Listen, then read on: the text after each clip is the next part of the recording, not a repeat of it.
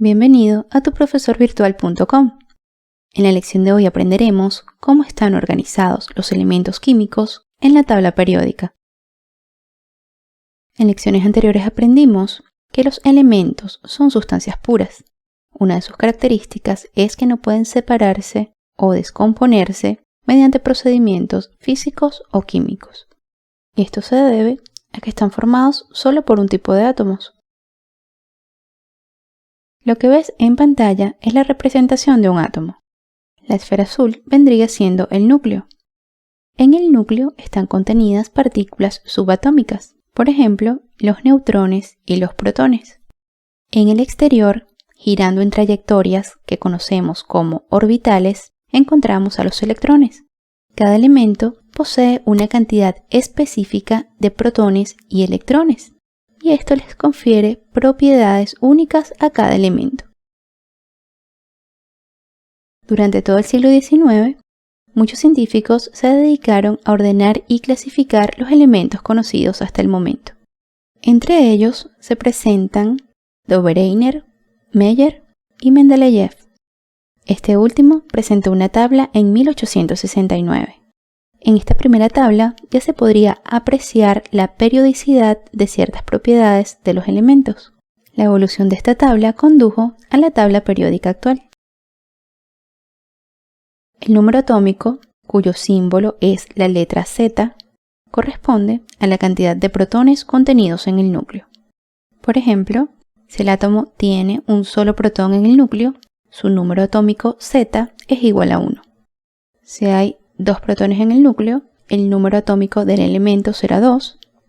Si hay 5 protones, el número atómico será 5, y así como corresponda a la cantidad de protones que estén en el núcleo.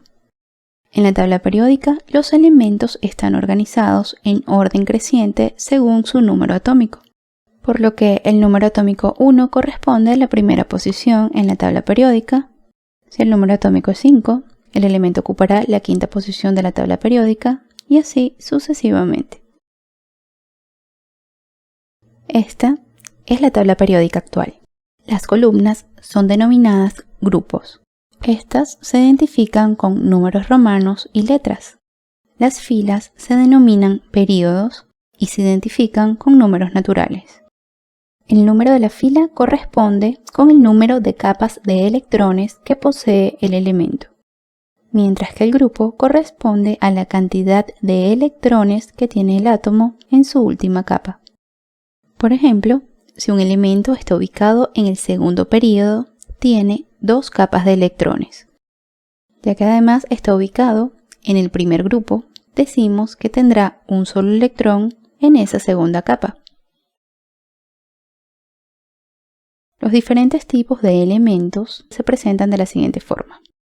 En la zona enmarcada en rojo encontramos a los metales. Como podemos ver, constituyen la mayoría de los elementos de la tabla periódica. Enmarcado en morado tenemos a los metaloides. Estos elementos tienen algunas propiedades de los metales y otras de los no metales. Y en la zona enmarcada en verde es donde se encuentran ubicados los no metales. Los elementos pertenecientes al mismo grupo, ya que tienen la misma cantidad de electrones en su capa más externa, presentarán propiedades químicas similares. Y esto fue utilizado para clasificarlos en familias. Estas familias las estudiaremos en más detalle en la siguiente lección. Hemos llegado al fin de la lección. Te invito a aprender más con las lecciones teóricas y prácticas de este tema. Hasta una próxima lección en tuprofesorvirtual.com.